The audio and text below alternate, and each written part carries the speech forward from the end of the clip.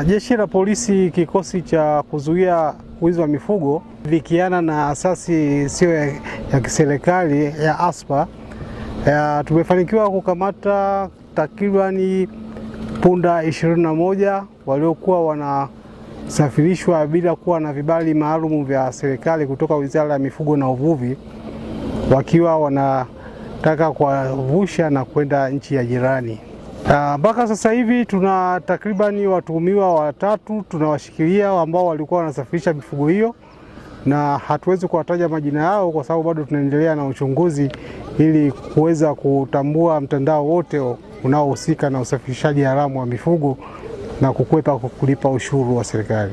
Mpaka sasa hivi tunashukuru kwamba kutokana na doria tunazofanya na taarifa tunazopata kwa wananchi ambao raia wema wanaotupa taarifa, usafirishaji wa mifugo kwa kukwepa kulipa ushuru umepungua sana. Ni wale wachache tu wakaidi kama hawa ambao tumefanikiwa kupata taarifa na kuweza kuwakamata. Tunatoa wito kwa wananchi wote wanaofanya biashara ya usafirishaji wa mifugo ya aina yoyote ile, wahakikishe wanapata vibali maalum kutoka Wizara ya Mifugo, kutoka kwa madaktari wa mifugo, ili waweze kulipia kodi inayotakiwa kwa ajili ya usafirishaji wa mifugo hiyo. Mifugo inayosafirishwa kwanza inatakiwa iwe na vibali, na ikiwa haina vibali maana yake lazima tuhoji uhalali wa kusafirishwa hiyo mifugo. Lakini la pili, tunazingatia pia umbali, au mifugo wamesafiri umbali gani, wameshapata chakula au hawajapata, wamepata maji au hawajapata. Lakini kitu kingine tunaangalia pia hali ya mifugo, yani ile tunaita status ya wanyama ikoje kwa muda huo.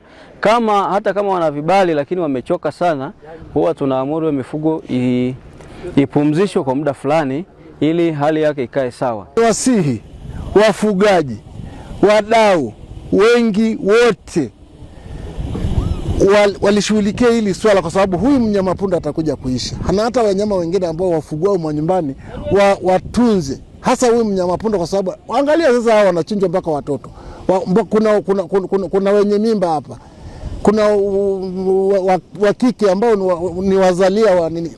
Huyu mnyama atakuja kuteketea. Kwa hiyo ni wasihi ndugu zangu Walengijavi, tuwe walinzi wa hao wanyama, wasije wakatokomea, ili watusaidie.